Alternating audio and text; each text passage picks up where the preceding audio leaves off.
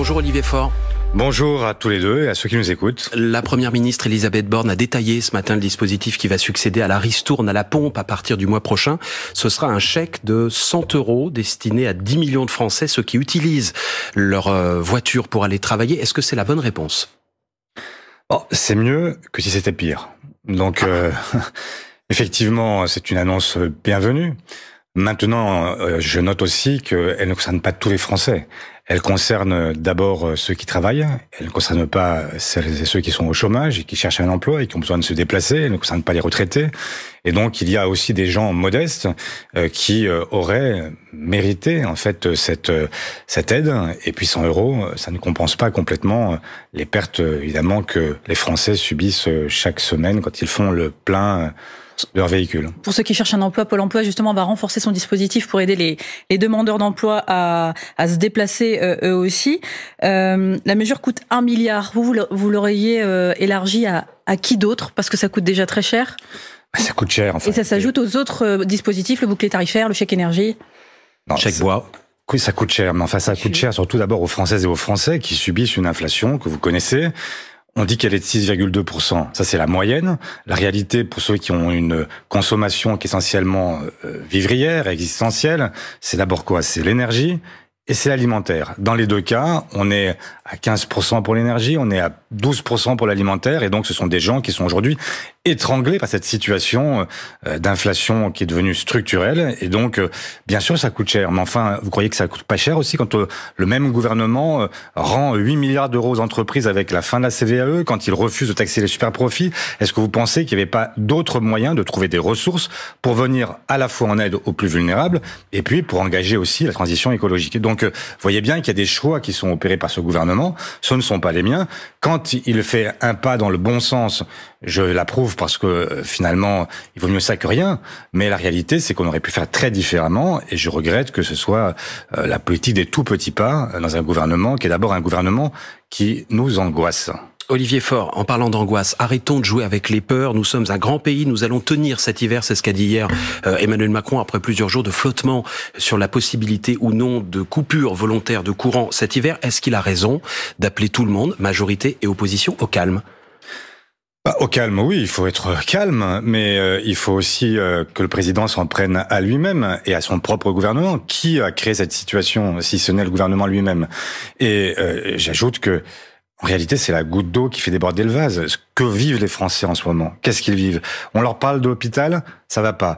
On leur parle de la pédiatrie, ça ne va pas. On leur parle des transports, ça ne va pas. On leur parle de l'inflation, ça ne va pas. On leur parle de tous ces sujets qui, finalement, finissent par donner le sentiment que nous sommes dans un pays où ce gouvernement passe son temps à improviser et que la seule variable d'ajustement, ce sont les Français eux-mêmes. Tout est de la faute du gouvernement sur la crise énergétique. Olivier Faure, par exemple, n'avait pas de regret dans le fait d'avoir fermé Fessenheim.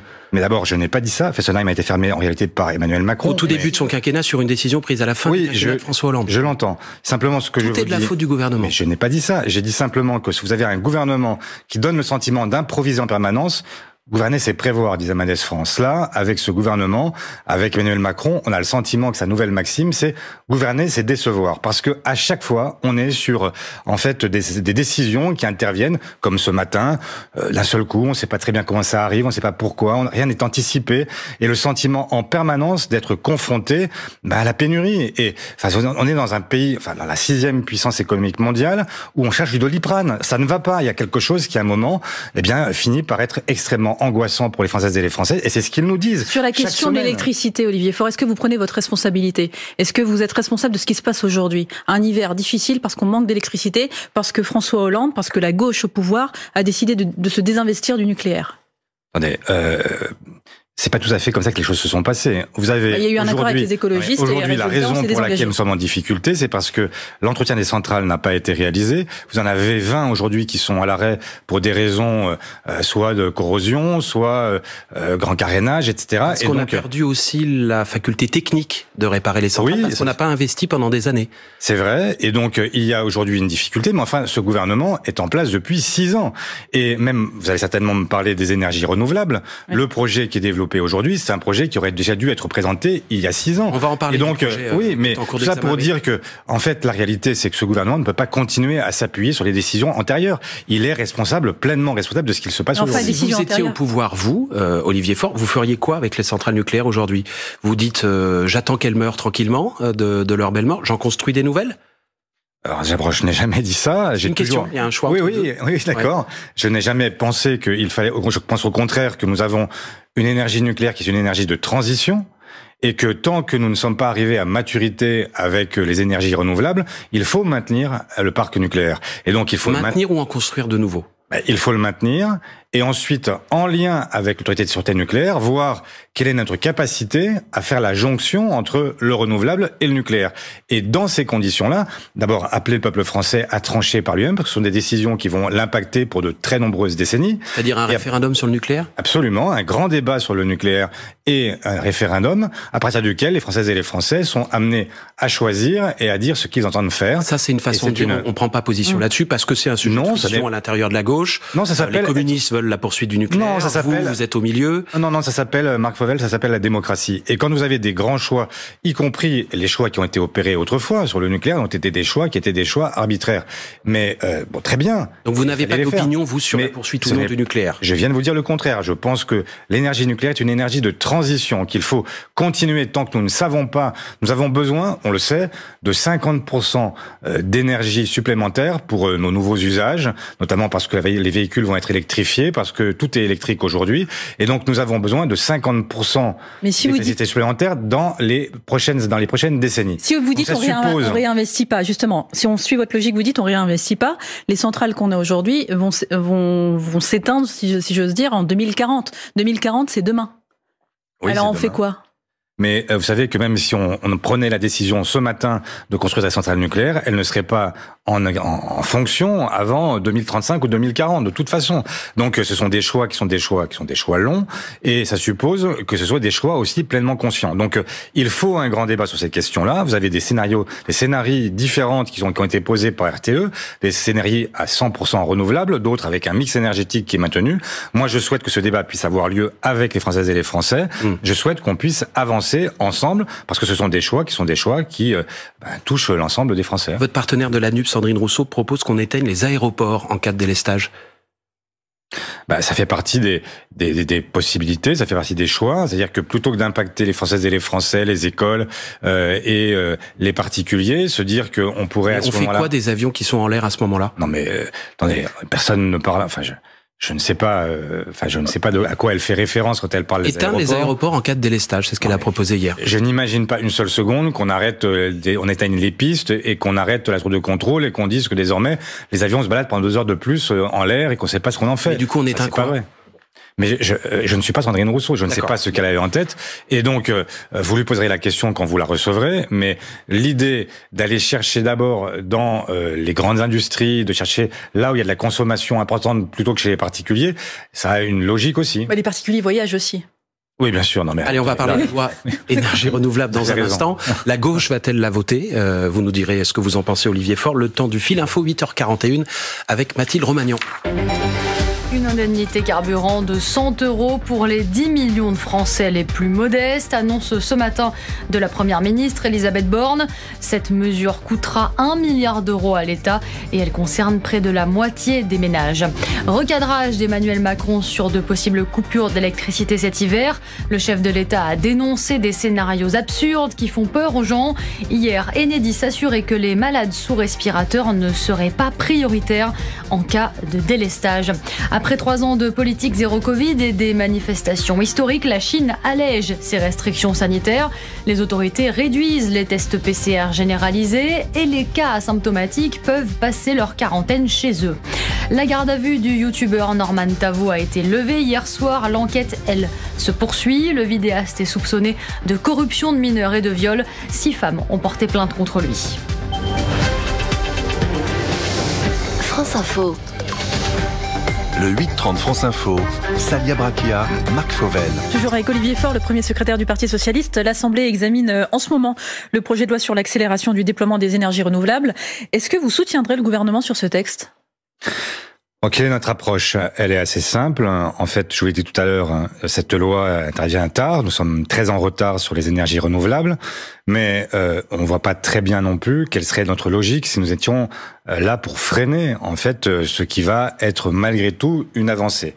Donc nous négocions actuellement, nous avons des conditions que nous avons posées au gouvernement sur des sujets assez simples. Par exemple, comment est-ce qu'on fait pour ne pas prendre essentiellement pour les panneaux photovoltaïques sur les terres agricoles, sur le foncier agricole, et plutôt sur le bâti, donc sur les bâtiments du tertiaire, au-delà des parkings qui sont déjà prévus par la loi, mieux répartir, éviter en fait de perdre de la surface de consommation, enfin de production agricole, et maintenir une capacité de souveraineté alimentaire, faire en sorte aussi qu'il y ait un partage de la valeur. C'est-à-dire que quand on a en fait des éoliennes qui sont installées, eh bien, il faut en sorte que le territoire qui les accueille, eh bien, puisse soit doté d'un fonds qui permette notamment de permettre d'assumer la rénovation thermique des bâtiments, par exemple. Voilà des sujets sur lesquels on souhaite avancer. Le territoire ou les riverains, par exemple, j'ai dit le territoire. Éoliennes qui pourraient avoir un rabais sur leur facture. Vous souhaitez que ce soit J'ai dit le territoire général, parce que si vous faites les riverains, vous allez avoir à 10 mètres près des gens qui vont être soit touchés, soit d'autres pas. Ça va, on va au-devant de contentieux et d'injustice incroyables. Donc il faut que ce soit les territoires qui soient effectivement rétribuer pour l'accueil de ces éoliennes et faire en sorte que cet argent serve aussi à faire en sorte que nous allions vers plus de sobriété. Sobriété, c'est quoi? Ça veut dire non pas faire en sorte que les gens se mettent des pulls et des plaids toute la journée, faire en sorte que leurs habitations, leurs bâtiments, eh bien, soient protégés, soient rénovés sur le plan thermique pour éviter d'être des gros consommateurs d'énergie. Mais très clairement, vous n'excluez pas de voter pour ce qui fait baisser la facture des particuliers. Vous n'excluez pas de voter pour ce texte qui serait le premier depuis le début du quinquennat. Non, je n'exclus pas de voter ce texte. C'est pas le premier du quinquennat. Nous avons voté, par exemple... Il y a eu l'IVG, mais c'était un peu à part. Oui, l'OTAN, en fait, l'entrée de la Finlande et de la Suède dans l'OTAN, nous avons voté aussi. Quand nous sommes d'accord, nous sommes d'accord. Juste sur le fond, vous êtes pour le droit de veto des maires pour l'implantation des éoliennes ou pas? C'est ce que veulent les députés de droite? Oui, ben non. non, il faut... Enfin, on voit bien que... Est-ce que les habitants pourront donner leur avis? Bien sûr qu'ils donneront leur avis, mais comment? Il faut pas mettre, et je ne crois pas qu'on puisse mettre sur les maires cette pression quand ils sont eux-mêmes sous la pression des habitants. En fait, tout le monde voudrait des éoliennes, mais tout le monde voudrait que ce soit chez le voisin. Donc à un moment, il faut quand même qu'on puisse avancer, parce que si on n'avance pas, toutes les questions que l'on se pose, c'est pas le délestage qu'on va avoir, c'est en fait on n'aura plus l'électricité tout court. Donc il faut bien à un moment prendre des décisions, et voilà, il faut que les décisions interviennent. Et oui, mais alors c'est que l'État qui décide. Est-ce que les habitants seront consultés? Est-ce qu'ils pourront donner leur avis? Il y a toujours des avis qui sont donnés par les habitants avant chaque implantation. Ils sont consultés, hein. C'est pas. Oui, ils sont consultés et c'est bien de le faire. Déterminant. C'est bien d'avoir un dialogue permanent avec les collectivités locales pour savoir quels sont les lieux où il faut implanter par préférence à d'autres. Évidemment, ce dialogue doit être un dialogue construit, constant, mais donner un droit de veto, c'est en fait donner la possibilité à chaque maire de dire non, ce sera chez le voisin. Et donc si tout le monde le dit, la réalité c'est qu'à la fin, on construit nulle part. Voilà. Olivier Faure, les syndicats préparent une journée de manifestation et sans doute de grève le mois prochain, au mois de janvier, contre la réforme des retraites. Est-ce que vous irez dans la rue à leur côté? Bien sûr, oui. Bien sûr. S'il y a demain des mouvements de grève sur les retraites, bien sûr que j'y participerai. Bien sûr. Et j'observe que le monde syndical est absolument unanime. Nous avons reçu l'ensemble des formations donc syndicales depuis quelques semaines. Et je dois vous dire qu'elles sont toutes les deux pieds sur les freins, en colère, parce qu'il n'y a pas de négociation aujourd'hui. Comme contrairement à ce que le gouvernement essaie de nous faire croire, il n'y a pas de négociation, il y a simplement une mise en scène d'une espèce de pseudo-consultation, mais rien n'avance. Et la réalité, c'est que entre le point de départ de la discussion et le point d'arrivée, il n'y a pas eu de changement. Vous irez contre la réforme des 65 ans, mais avec quel projet? Puisque le projet Nadine Hidalgo, c'était le statu quo, on maintient les 62. Le projet de la NUP que vous avez signé ensuite aux législatives, c'est retour aux 60 ans. Quel est aujourd'hui le projet du Parti socialiste sur les retraites? C'est 60 ou c'est 62? C'est 60. Et c'est combien? 60. 60. Le oui. projet Nadine Hidalgo, il est définitivement enterré et vous êtes revenu aux 60 ans avec 40 années de cotisation. Il y a un débat entre nous aujourd'hui au sein de la nouvelle Union populaire écologique et sociale sur la façon d'arriver graduellement à cet objectif. Est-ce que demain matin, si on est au pouvoir, on peut tout mettre en place? La réponse et non. On doit commencer par quoi? On doit commencer à ramener l'âge légal à 60 ans, pour lequel nous avons toutes et tous manifesté il y a quelques années, y compris François Hollande était dans la rue pour demander en fait à ce que la réforme Fillon ne s'applique pas. Donc nous avons la volonté de revenir à l'âge légal à 60 ans. Mais depuis, vous avez allongé la durée entre-temps. Non, c'est François Fillon qui l'a allongé, qui a allongé la durée de cotisation. La durée de cotisation, nous avons touché effectivement la durée de cotisation. Donc vous allez défaire, si vous revenez au pouvoir, ce que vous avez fait en partie? Non, pas du tout. Nous n'avons jamais été responsables de la loi Fillon. Nous avons augmenté la durée de cotisation, 42 ans aujourd'hui. Oui, mais donc, l'allongement de la durée de cotisation nous amène à 43 années de cotisation en 2035.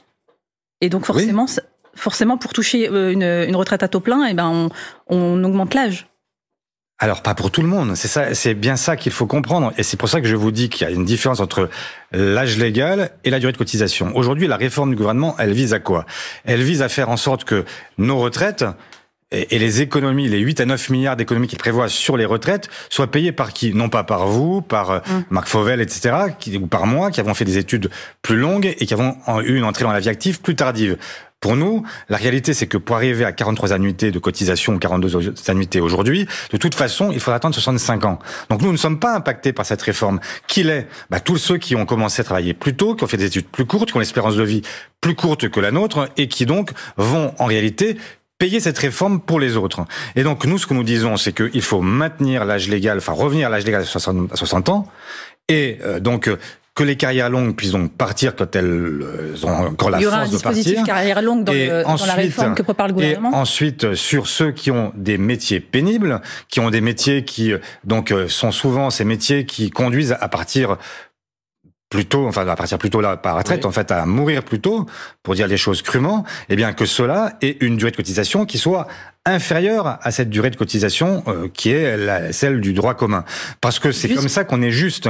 Et la justice, y compris pour ceux qui prétendent défendre la valeur travail. Moi, je défends la valeur du travail. Et donc, ça veut dire quoi? Ça veut dire que, effectivement, le travail, c'est aussi le droit au repos pour celles et ceux qui ont participé à créer de la richesse et qui doivent pouvoir partir en bonne santé. Or, vous savez très bien aujourd'hui que le départ à la retraite en bonne santé, c'est forcément avant 65 ans. Olivier Faure, donc, votre réforme à vous?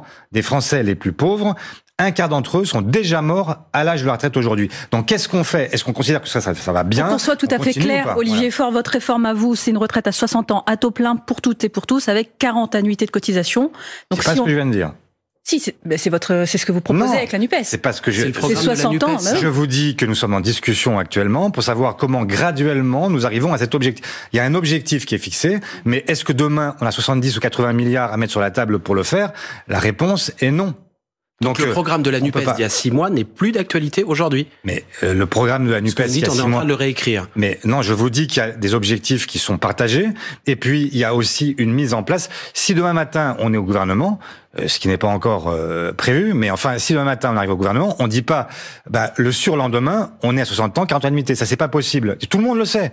Mais en revanche, est-ce que ça reste un objectif pour tout le monde? La réponse est oui. Est-ce que on peut le faire de manière graduelle? Nous pensons que oui, mais ça suppose que nous puissions avancer par étapes. Et la première étape, celle que je vous ai indiquée, c'est le retour à l'âge légal à 60 ans, effectivement, pour tout le monde, sauf que tout le monde n'aura pas ses annuités. Okay. Et donc, il faudra maintenir ces annuités et faire en sorte que pour ceux qui ont des métiers pénibles et qui ont l'espérance de vie la plus faible, on puisse réduire ces annuités aussi. Bon, on y voit un tout petit peu plus clair, mais un tout petit peu seulement. 8h51, le fil info. C'est très clair. Et on poursuit, Olivier Faure, avec vous dans un instant. Mathilde Romagnan.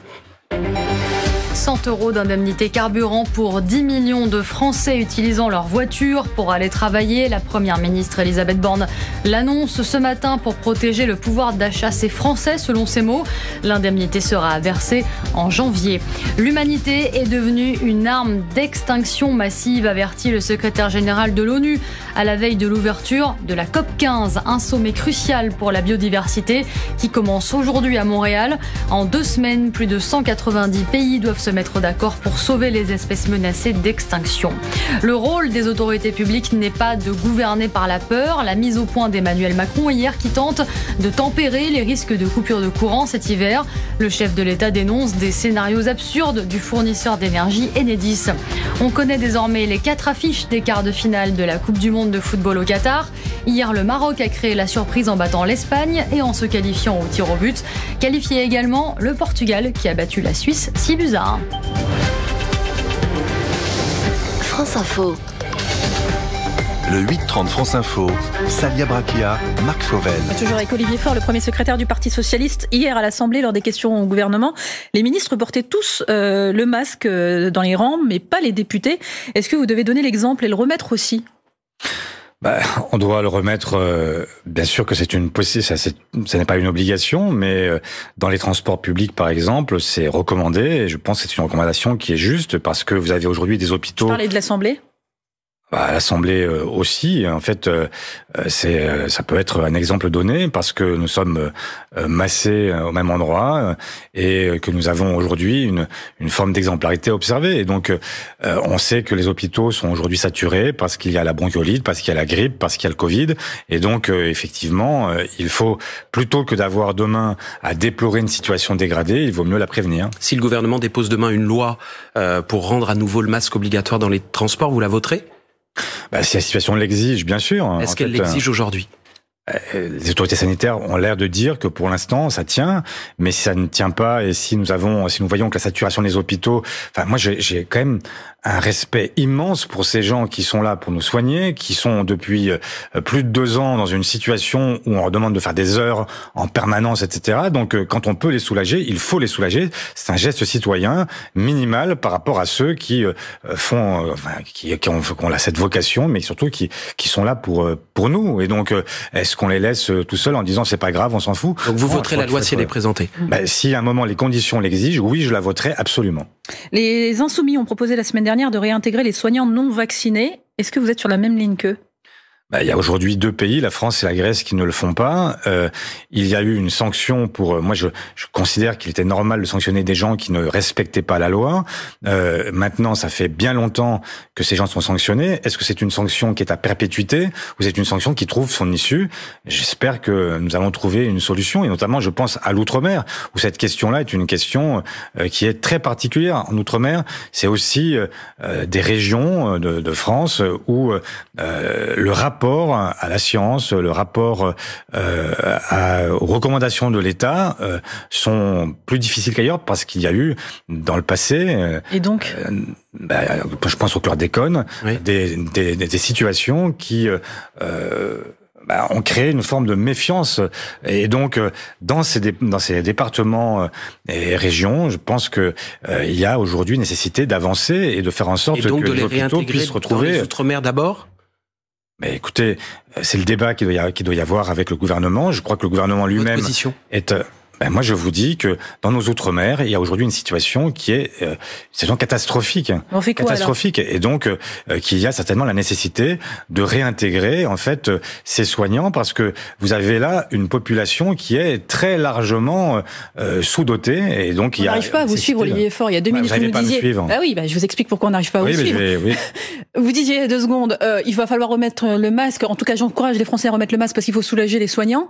Et de l'autre côté, vous avez des soignants qui ne sont pas vaccinés. Vous dites il faut quand même les réintégrer, notamment dans les Outre-mer. Mais ce que j'entends, c'est qu'il y a un protocole très particulier auquel ils seraient soumis, que donc il y a une possibilité de réintégrer des gens qui aujourd'hui manquent dans nos hôpitaux Outre-mer. C'est un PCR tous les jours, c'est ce que proposaient les Insoumis. Oui, le port du masque FFP2. Oui, et donc est-ce que vous pouvez laisser des hôpitaux complètement à l'abandon et laisser cette situation se dégrader? Il faut faire des fois, on est obligé de faire des compromis aussi. C'est ce que je me dis. Et donc vous avez aussi une condamnation qui peut pas être à perpétuité pour des gens qui n'ont pas respecté. Voilà. Et je vous dis encore une fois, les seuls pays en Europe où ces soignants n'ont pas été réintégrés, c'est la Grèce et la France. Ce texte des Insoumis n'a pas pu être examiné la semaine dernière, faute de temps.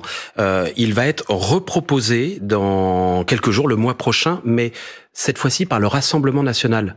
Vous voterez ce texte, quelle que soit la personne qui a rédigé? D'abord, je vous ai pas dit, j'attends de voir. C'est une question. Du débat. Oui. Ensuite, ce que je vous dis, c'est que moi, je crois que le piège tendu par le RN est un piège et que je sais que les Insoumis se réunissent ce matin et j'espère que ils ne rentreront pas dans ce piège à pieds joints.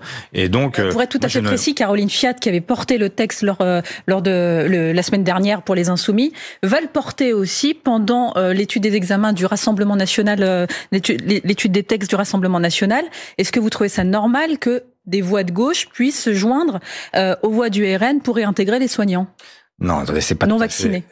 pas comme ça que ça s'est passé. En fait, vous avez le RN qui a récupéré un texte qui était déjà en discussion, qui était un texte de la FI, et ils l'ont mis dans leur propre ordre du jour réservé, cette fameuse niche parlementaire. Et donc, ils ont cherché à piéger, en fait, la FI. Et Caroline Fiat dit, OK, moi, je vais le présenter, je vais profiter du temps. Donc, ils voulaient un co-rapporteur du RN. La commission, parce que les voix de gauche s'y sont refusées avec les voix des Républicains. Et vous noterez au passage que la République En Marche, elle, était prête à accepter un rapporteur du RN, et donc, eh bien, c'était refusé. Il n'y a pas de co-rapporteur du RN. Maintenant, est-ce que cette situation-là est tenable ? Je pense que non. Symboliquement, elle est problématique, et donc je souhaite que les France Insoumises prennent une décision qui permette de ne pas laisser le moins du monde l'idée qu'il puisse y avoir une confusion entre ce qu'est le RN et ce qu'est la gauche aujourd'hui. Et donc, je souhaite que cette discussion-là n'ait pas lieu dans ces conditions-là. Olivier Faure, premier secrétaire du Parti socialiste, était ce matin l'invité de France Info. Merci et bonne journée à vous.